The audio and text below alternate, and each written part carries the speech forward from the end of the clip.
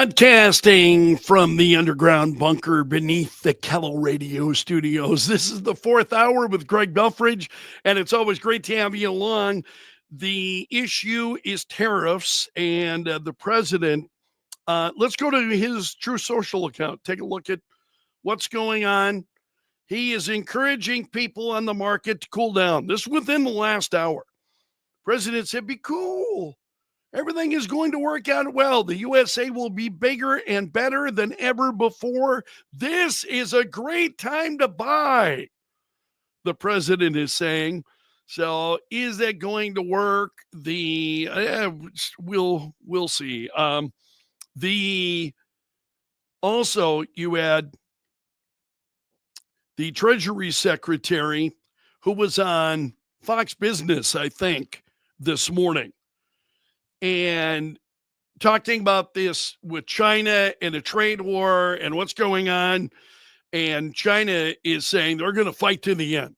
And this is what I expected. I expect you're going to get that kind of tough talk, from China. They are America's biggest adversary. I mean, they literally, we're talking about America's enemy in China.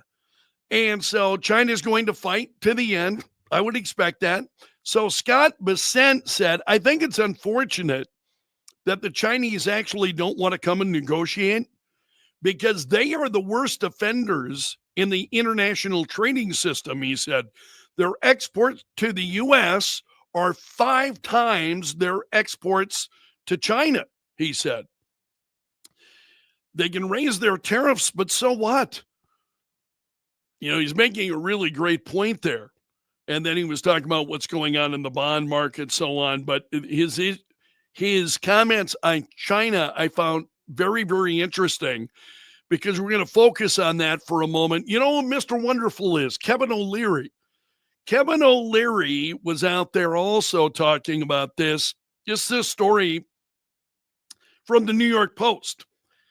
He wants Trump to hit China with 400% tariffs. What is it at right now? I think at about 104%, 100, right around in that area, just over 100%. So what's O'Leary saying? He was on CNN yesterday. He said, it's time to squeeze Chinese heads into the wall now. This guy, I must tell you, I love this guy. I follow this guy on Facebook, Kevin O'Leary. I just think he's incredible. And he's giving folks a glimpse, through his social media, is giving a glimpse into who he is and what he thinks, and especially his thoughts. I mean, a lot of his thoughts. I think this guy is really brilliant. And his businesses have shown that. If you've ever watched him on Shark Tank, the guy's absolutely incredible. So O'Leary is saying, in regard to this, a lot of this is background information. I'm scrolling down.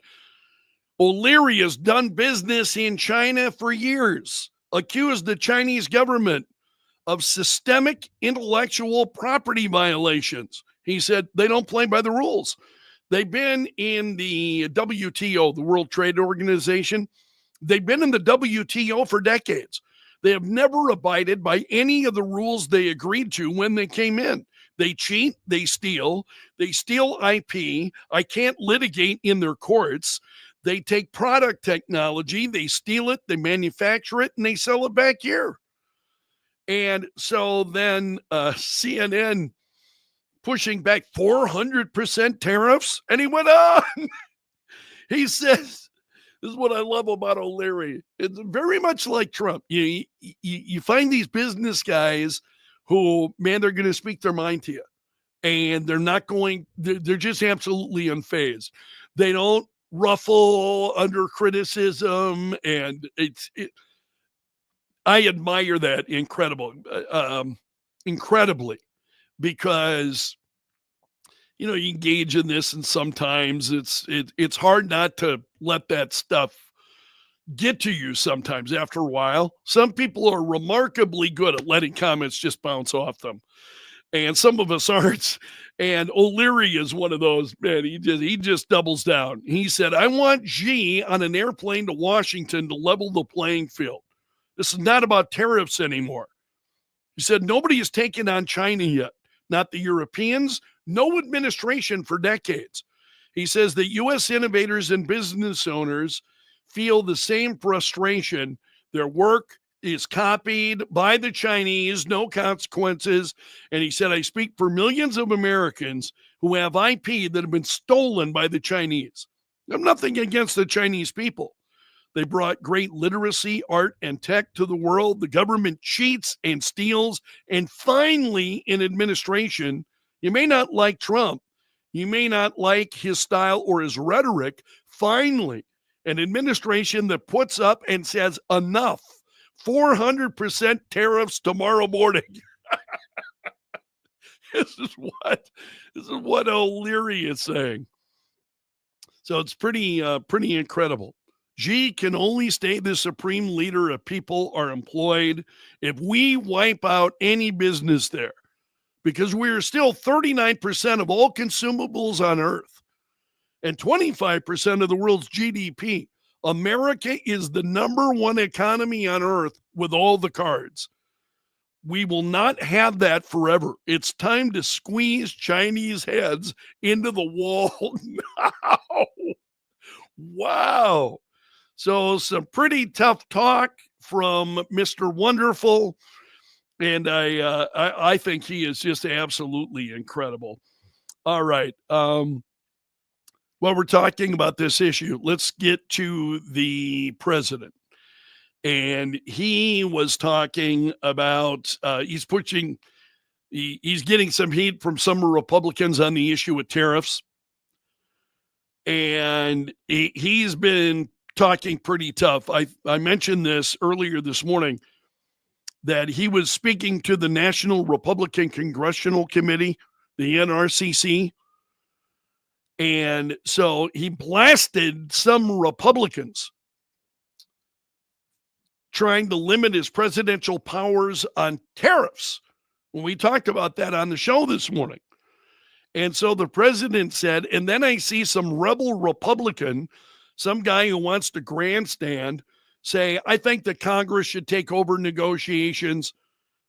The president said, let me tell you, you don't negotiate like I negotiate. No, they don't. I absolutely agree with that.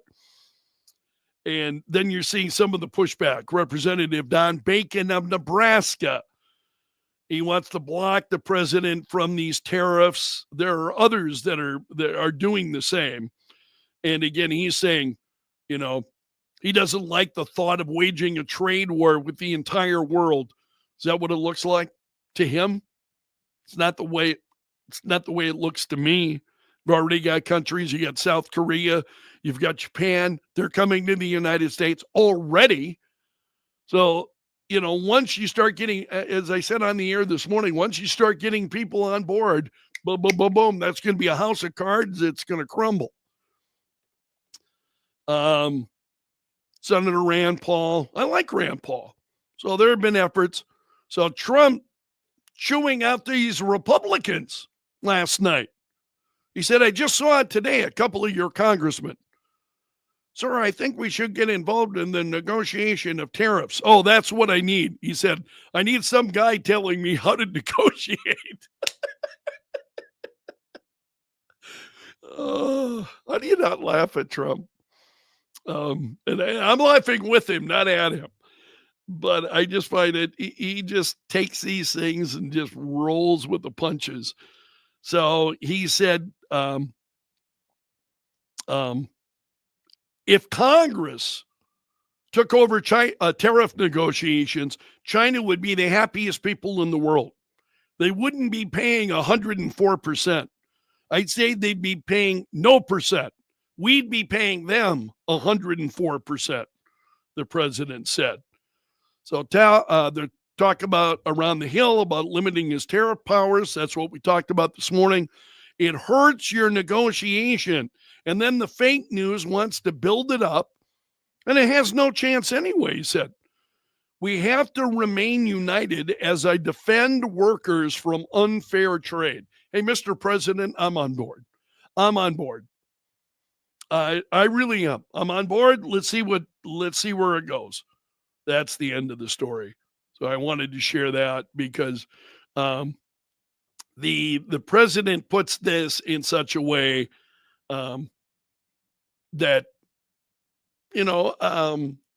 you get people who are trying to undermine the president, and some of them are well intentioned.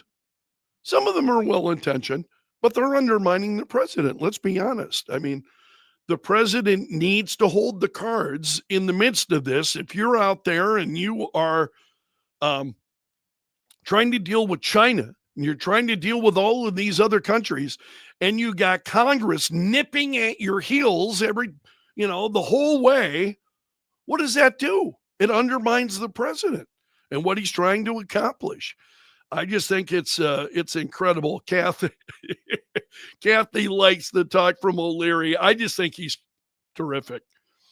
I follow him on Facebook and watch his videos, and some of them I enjoy more than others, but he's always got something to say. And he's one of those folks, I listen to him. Just an intelligent guy like Donald Trump. He has built a lot of businesses, and he's been around, and he knows people throughout the world, and he's doing business throughout the world. And I'm like, you know what? This guy's got experience I don't have. I want to listen to what he's got to say. I appreciate it. Robert, you're on to something here. Congress can't get anything done. I'm not worried about them doing this either. Yeah, I think the best thing they could do is just shut up. And if things start to go off the rails, if there's a time to step in, and I think that's part of the problem is, people barking all of the time. They're just barking, complaining, blah, blah, blah, blah, blah. And you can't, it's like, wow. That's one of the things I find so remarkable. And I think in the middle of all of that, it's really difficult to get a very clear view of what's actually happening, because you got people who see events from this extreme and people who see it from that extreme, and it's wow.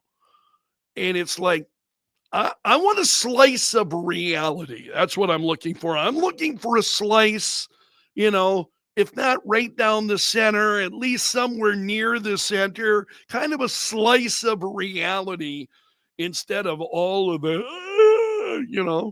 just got so many people screaming at the top of their lungs. Okay, there was one other story this morning. The Associated Press is the federal judge saying the White House ban on the Associated Press unconstitutional. Viewpoint discrimination. So remember, the Trump administration had banned the Associated Press from Oval Office events because of their reporting. And we talked about this back when it happened.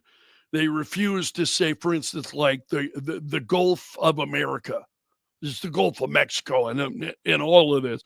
So the White House then banned, we're banning the Associated Press. And so the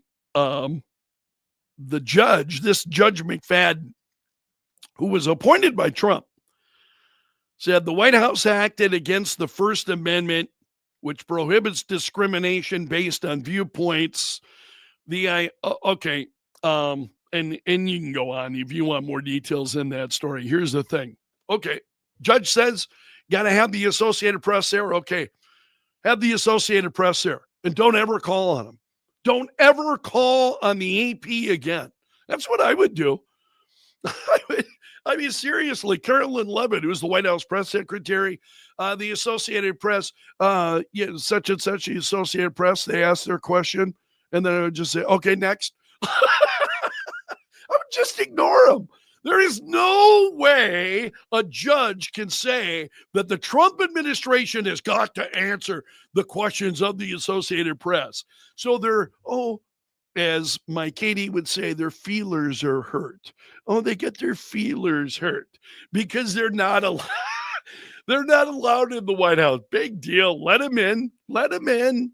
And just don't answer them. Don't talk to don't talk to them.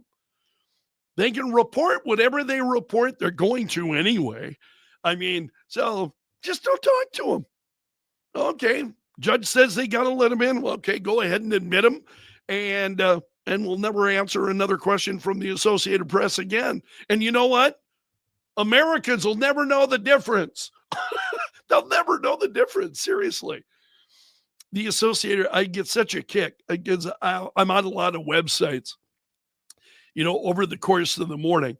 And so I'm out there and I'm looking at various websites, and I will go to, and I'm on the AP's website, and here they are begging for money. Oh, please help support the work of the Associated Press. Now, I have seen what has happened to the Associated Press over the years. They had local bureaus, statewide bureaus, and more and more people have been saying no to the Associated Press. Their business model has been a failure.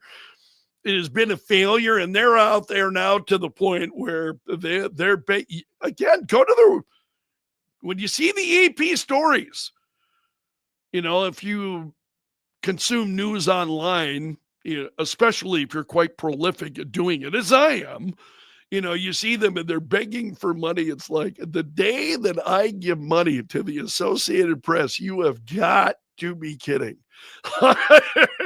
I'm spending my money on more Batman stuff before